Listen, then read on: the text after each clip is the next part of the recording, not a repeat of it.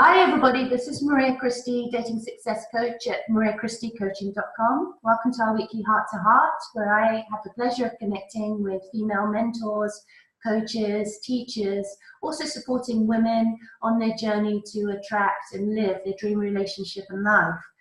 Today I have the pleasure of speaking with Ashka Colton, who's a dating detox expert and the founder of Get Ready for Love. So we'll be taking a deep dive into exactly what dating detox means, why it's so important, and she'll be sharing some practical tips and insights with us all. So with that said, welcome Ashka. Thank you so much for being here. It's lovely to have you. Hi. Pleasure to be here. It's lovely to connect to you. So before we get into the juicy details, I'd love for you to share a little bit about yourself and your journey and what led you to become a dating detox expert. I think pure desperation, you know. I'm this crazy chick who had gone on 110 online dates, and you can imagine what happens after this amount of dating. I basically hit the wall one morning. I just woke up and I couldn't remember the name of the guy I dated the night before. And even though it seems like a little thing, I was like, this is wrong actually. It means like I don't pay attention to the guys I'm dating. I became immune to it. Right. Most of all, it didn't bring me the pleasure dating is supposed to bring you. Right. And it wasn't fun. It was like chore, like okay, I am in my 30s. I need to find a man. I need to get married. I need to have kids. I need to buy a house. I had nothing. And I felt so desperate and I felt so much pressure. Like I suppose many single women in their 30s feel similar. Absolutely. So I realized, okay, something is not working here. And when I look back now, I see it was coming. I just was so afraid to stop the dating because I thought if I stop the dating, I won't find the love of my life. Right. So I was very active, and that's why I dated so many men, and I spent like hours every week writing to different men and changing my dating profile and basically took over my life for many years. But Project Love was the most important project for about 10 years. And when I hit the wall, when I woke up that morning and I realized, okay, I didn't enjoy the day, plus I didn't enjoy the last 20 dates. Right. Maybe I need to do something different here. To get the result I wanted to get, like find the love of my life. Right. So I needed to be honest with myself, and for the first time in my dating career, I asked myself some kind of profound questions. What I was running away from, and why am I so desperate about finding love and the relationship, and how about taking a break? And although it felt scary, at the same time, it felt like the only thing I could have done to myself, to save myself. I was absolutely exhausted by then. Yeah. And it affected my self-esteem. And instead of finding love, I was losing hope I would ever find it. Mm. So it was destroying me on so many levels. So I needed to have a break. And when I decided to do it, on the same day, I deleted all my online profiles. I canceled all my memberships. And I didn't have just one. You know, I wanted to maximize my results. And I was very proactive about it. So I had like 3. I was on 3 websites at the same time. Yeah. Well, that's a good thing. You know, I always recommend that. But then when you reach that stage, you have to disconnect completely, don't you? Yeah. Yeah, but I just couldn't find energy for another date. I just couldn't. Yeah. And I was honest with myself. I acted on it. I deleted everything without any agenda. I didn't even call it from the beginning a dating detox. I just knew I needed a break. I needed to reconnect with myself. I needed to find myself because I felt like I kind of lost myself in the process of looking for love. Yeah. So initially it was scary because I needed to spend more time on my own. Previously to that, I made sure every Saturday and every Friday I had a date to go on, so I don't have to spend time with myself. And it started to develop slowly, but then after a few months I realized, okay, there's so much I can do on my own, and I can actually enjoy it, and I can focus on myself. Yeah. So I started to do all the things I was kind of postponing for the time when I would be in a relationship with someone. So I started to exercise more, I started to travel more, I started to save up some money for my future house, because that was something I wanted to do with my partner.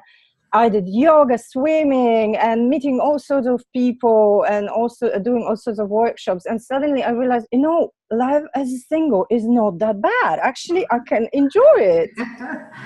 And the most important thing for me was that during my dating detox, I kind of dissolved this idea of needing a man to make me happy.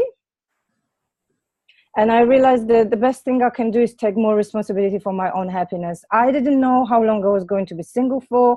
I didn't know how much time I would need to find the right person. For the duration of the dating detox, I was also kind of dropping deeper into the belief, I'm not ready to settle for anything less than I deserve. And I was pretty determined. I even didn't have sex for 4 years, because I wasn't ready to give myself to anybody who wasn't the right person anymore. Good for you. Good for you. That's admirable. I think that's such a wonderful thing that you did.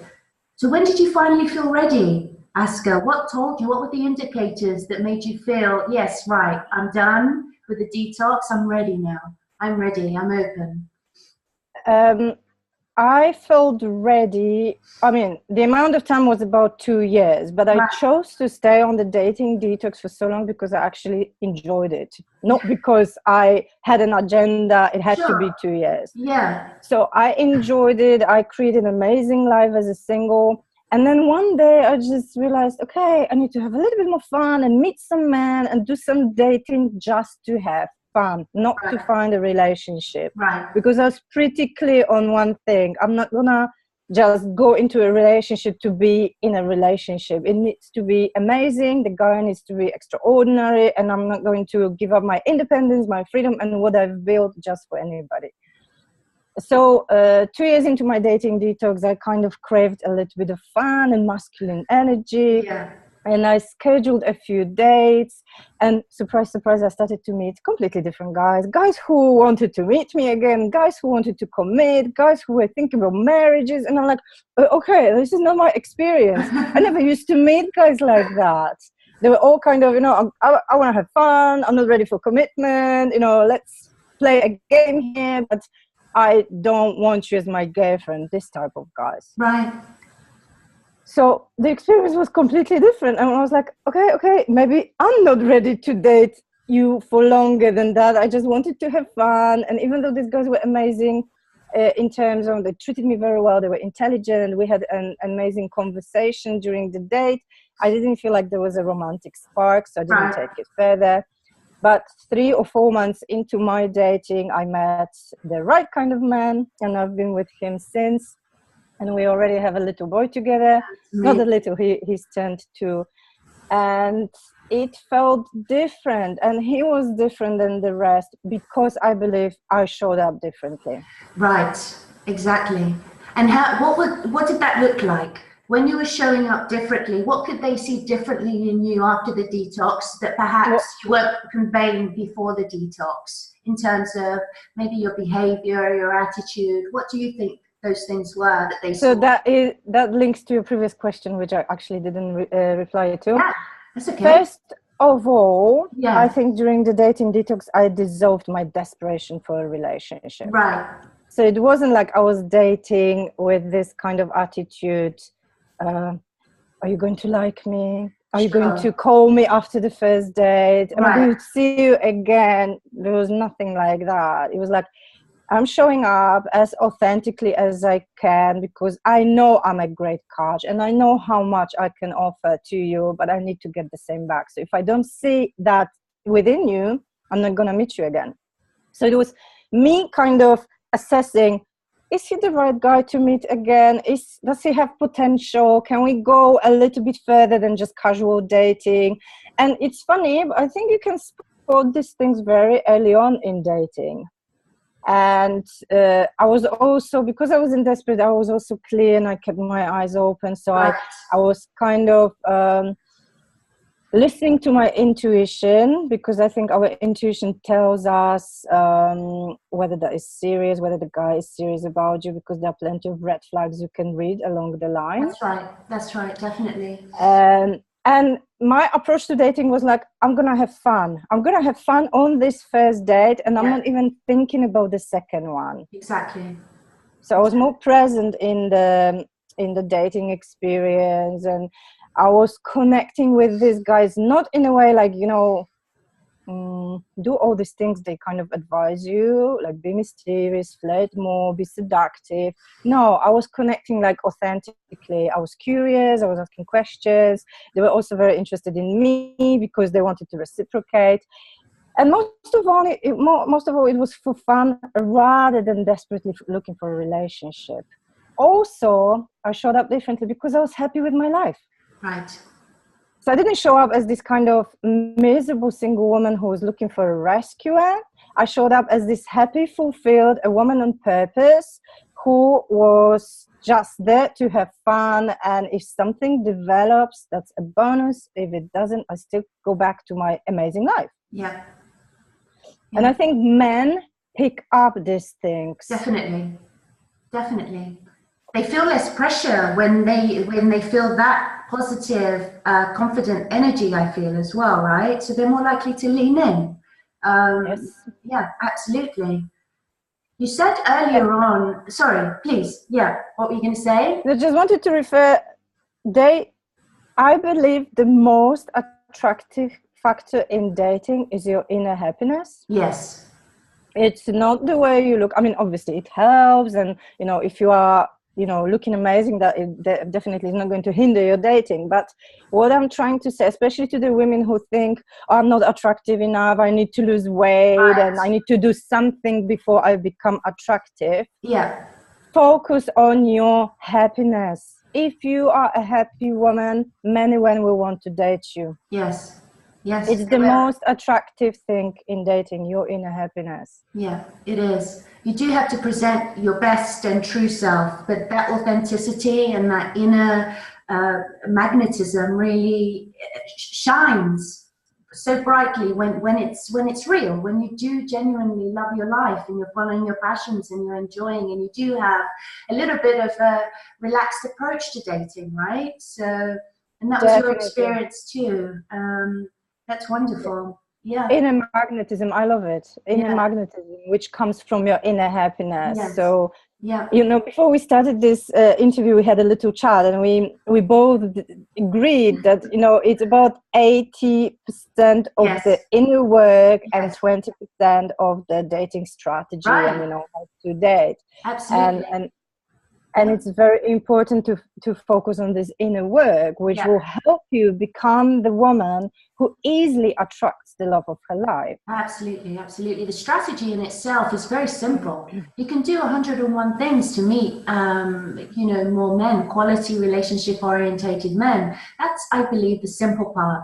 The hardest is really being truly, authentically open and happy, and your attitude as you approach dating as well.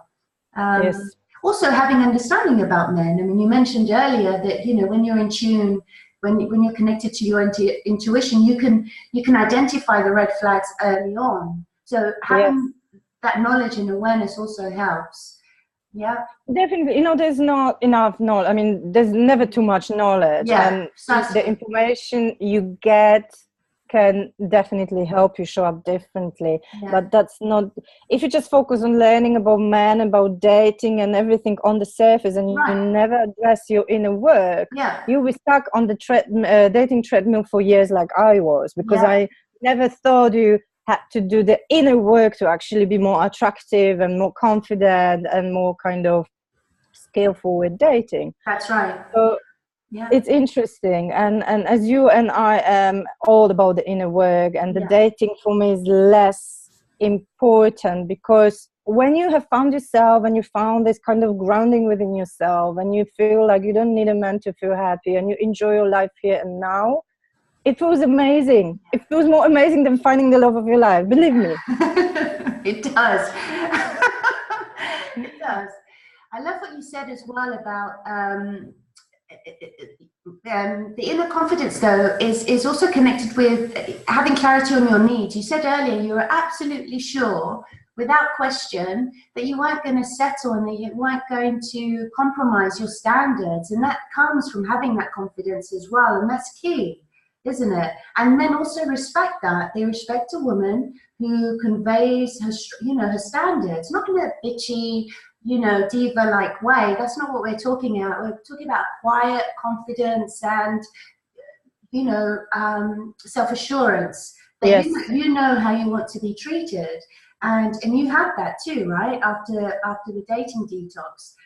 Yeah. Yeah, I was very kind of, what's the way, strategic or kind of clear, and I acted on it. So if I met a guy and he wanted to meet me again, but I felt like, we didn't click the way I wanted to click, I was very honest with them. And, even though sometimes it is not easy to be honest, very often I was thanked for that. And so it's so refreshing in this online dating scene, that you are actually saying what you think and you speak your mind. Yeah. And you know what? I don't want to waste your time. I don't want to waste my time. I know what I want to find, and until I find it, I won't compromise. That's great. And then that starts another topic, because how there are certain compromises you will have to make in love to find the love and stuff. But I think you have to know your non-negotiables and stick to them.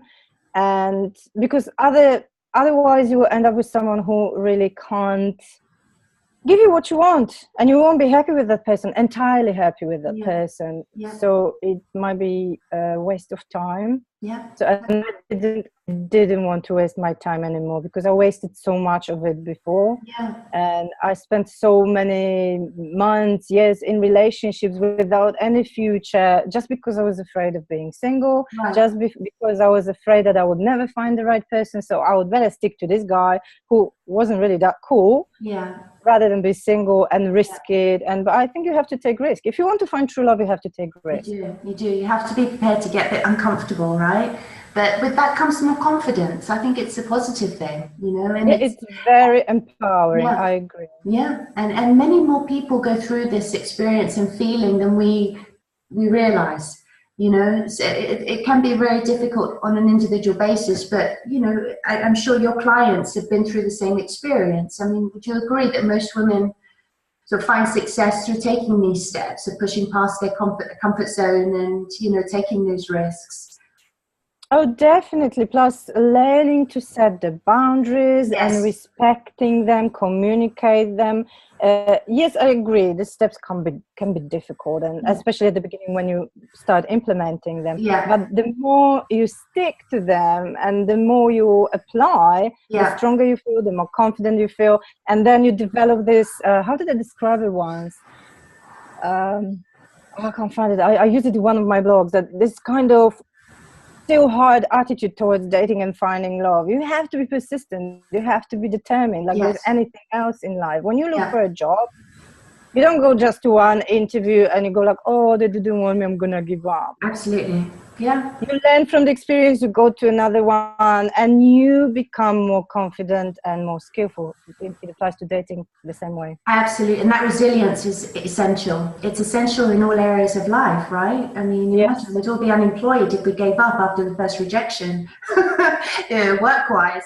I mean, but it applies in dating in all areas of life. Yeah. I don't know how about your clients, but I hear it so often from my clients and women I do discovery course with, oh, I've gone on 3 dates, it's not for me, the guys are jerks, and they're ready to give up. And I'm like, really? After only 3 dates? If I give up after only 3 dates, I would be still a miserable woman without love, probably without son, without the family I have. So I'm glad I didn't. I know it can be hard to push through that resistance and actually make dating work for you, especially if you keep meeting the wrong guys for like a long period of time. But that's a sign you just have to step up. Absolutely, absolutely. I find that with the ladies that I work with, sometimes it's a bit disheartening, you know, it's just disheartening, but they recognize because we've done the work together, you know, we've been through that process, and because the majority of the work is building that resilience and that confidence, and then understanding that, you know, you just have to keep going and it's okay. You know, it's just part of the journey. Like the road to a successful relationship is the same as the road that you're on at the moment, and having these dates, and some of them are not so great. It's just, it's the same road, it's the same path everybody follows to get there in the end, right? It's not that some people are so much more luckier than others. You know, we all go through that same path. Definitely. Yeah, yeah. Plus, the resilience you develop when you Yeah. date will also help you in your future relationship. Oh. You will need the resilience in the relationship too. Yeah. Even the relationship with your perfect man, believe me. I love Nothing is perfect. Nothing is perfect. I agree. Of course not. Of course not. And that's okay, you know. Wouldn't it be boring if everything was perfect? I mean, that's what I think anyway. I wanted to ask you about the detox in itself. What's a recommended period that someone should, you know, go through a detox? And at what point do you feel okay, perhaps it's time for a woman to detox? Do you know, what are the indicators and the signs that, you know, maybe someone's burnt out from dating, a bit despondent, a bit disheartened on much more of a consistent basis than necessary? It's not fun anymore. You know, what are the indicators that you would recommend someone perhaps consider a detox, and also how long generally take, you know? So, I would recommend a dating detox to women who have been dating for a while, but they're getting nowhere with it. They constantly keep meeting the wrong kind of guys, the guys who are not really interested in serious dating relationships, not ready for commitment. They feel exhausted with the whole thing. Right. They feel bitter about men because Right. the feedback they're getting from life is there are no good men out there, and that's their belief very often. Yeah. So when you are in that kind of space, it's hardly likely that you will meet the right kind of guy. Yeah, of course. Because I believe we attract vibrationally, energetically, and if your energy is off, this is what you are going to be attracting. Mm-hmm. For sure. So you want to have a break at that point. Yeah. And if it comes to the timeline, I wouldn't actually recommend do the dating detox for 2 years, do the dating detox for 3 months. I just would say start the dating detox and see how you feel, what changes, what improves. And then over the time, when you get to the point when you feel happy with your life, you have implemented all sorts of changes, like you started to look after your body, you started to look after your soul and your mind, and all these little changes have affected the way you feel about yourself, and you feel more confident, more empowered, and you want to have fun, and you want to approach dating like lightly and in a kind of relaxed manner, like you mentioned at the beginning. Yeah.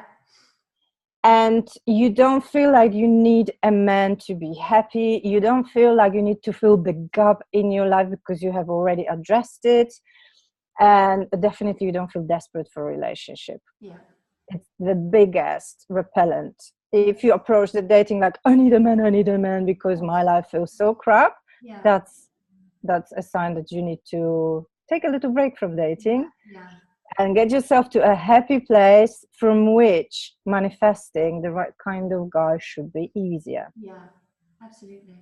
So it's an individual really decision how long you want to be on a dating detox. Sure. And everyone has their time, right? There's no recommendation. And you said something earlier, right at the beginning, when you said, you know, I'd reached my mid-30s, and you know, I knew that I wanted marriage, I wanted a family, a house, you know, and I think that really concerns women. You know, when they reach their mid-30s, you know, late 30s, and it still hasn't happened for them yet. And obviously, we also have quite a limited window, unfortunately. I mean, although there's so many options to start that family, right? And Yes. you know, there are alternatives for sure. That's a different conversation. But what I like, you said that, I just think that women should also not pressure themselves. If, okay, they are in their mid-30s, this is what we would have liked by this age, but it's not happening yet, you know. It hasn't happened yet, sorry. There's still time, and there's no perfect time for everybody. It doesn't always work at the time that we expect it. Would you agree with that? Well, yeah. Definitely. I mean, there's this sad thing. There's so much pressure on us because of all this conditioning about being single, that there must be something wrong with you, that you are a failure if you haven't found the right partner by a certain age. Yeah. You know, there are also lots of expectation on us that by a certain age you have to have a partner, you have to get married. You know, I come from Poland, and I remember when I was at the time when I was single and I didn't really like it, and I went to visit family in Poland. Everyone was like, oh, do you have a partner? When are you going to get married? What about kids? And I'm like, you know what? Don't remind me about it. I'm not happy with it myself. Right. We get that. But that was... Well. Yeah, because I live in Cyprus, as you know. Cyprus. And I think, you know, certain communities, you feel it a lot more. Whereas I grew up in London, and really it was the norm that women in their mid-30s, 40s, you know, were still single. It's just what we did, because most people now anyway are concentrating on their careers and, you know, having fun and enjoying life. And you know, our lifestyle is changing, where women are settling down a lot later. But in those communities, you feel it a lot more. You feel the pressure, right? Because it's what they have done in the past. This is what they believe, and they don't see any other way. And so we almost have to like raise above all this conditioning, because this is not true. Right. This is like the biggest BS. Yes. You can be in your 30s and have fun and really enjoy your life as a single. Absolutely. To the full. And this is what you actually should do when you are single and you are not meeting the right guy. You should make the most of it, because once you are in a relationship, you have to divide this time by 2. Then when you have kids, your time completely disappears for a long period of time. So enjoy it. Do things for yourself. You know, start new hobbies, find new passions, socialize, do courses, workshops, look after your body, go to the gym. And there are really many things you can do to make it easier on yourself. Yeah. And that's the whole point, because when you enjoy your life as a single, it's there 2 benefits to it. One, you obviously are happier and you have a better life, and second, you become more attractive to the high quality guys. Absolutely, it's so true, because it's the substance that counts. It's how he feels when he's around you, and you give him that feeling when he's around you. That's what creates that lasting connection, right? You want more of it on the surface level. Doesn't matter. I love the story you tell, actually. I know that we've talked before, and that, you know, for your date, is it with your husband, that you used to turn up for dates in flip-flops because you just wanted to be authentic and free, you know. And I remember you mentioned that. Tell us about that and why you did that. I love that. Well, we worry so much, right, about the first date outfit and presenting ourselves a certain way. And I love how free you were and relaxed about it. Well, it was my first date with my current partner. We are not married, but maybe we will at some point. Okay. But it doesn't matter. We are committed. We have a baby, and that's the biggest marriage of all. Yeah, absolutely. My sister is in the same position. Yeah. So, yes, I showed up on our first date wearing a t-shirt and some kind of trousers and flip-flops. Yeah. I love that. A little bit of mascara and off I went. Our date lasted for 5 hours, and that's another myth. Like, everyone tells you, oh, the first date should be really short, like go for coffee for 30 minutes. I think it's a good strategy if you want to meet many men in a short period of time. Do many short, maybe first dates. But I wasn't in that kind of mode. I was like, you know, I want to connect, I want to get to know him, and we both enjoyed it. Yeah, that's the point, right? I think if there's a connection and it's worth spending more time, do it. And you did. So that was, And I never, to be honest, when I enjoyed the date, I never used to think, oh, I should end it because, you know, the book of rules says it. Oh, I get that. So it was a very good date, and we both enjoyed each other. And I'm always saying, you know, I didn't look glam. I didn't spend a lot of time make myself look amazing, but I felt amazing on the inside. And I'm pretty sure this is what my partner was attracted to. And it's not just the amount of effort you put into your kind of external looks and everything externally, you also need to look after yourself internally. Absolutely. If you want to attract the right kind of guys. Yeah, absolutely. Yeah, that's been wonderful. God, the time has flown. I could talk to you for hours. This has been amazing. Well, we've reached the end. Your insights, talking with you has been amazing. I've really enjoyed it. You're so me too. fun to speak with, and you share. I love your straightforwardness. You don't go around. It's just straightforward, and it's exactly what we need to hear, right? It's the most helpful way. Sometimes we just need straightforward advice. You know, no fluff, and I love it. Straight to the point. I do have one final question for you. It's something I like to ask everybody I meet with in our heart-to-hearts, and that is, in hindsight now, what advice would you give your 20-year-old self? Enjoy your life. At that point, I was absolutely obsessed with finding love, and I wasted so much time. All my energy went into one project: find love, because I believed the love would give me everything, and it doesn't work like that. You have to give it to yourself first.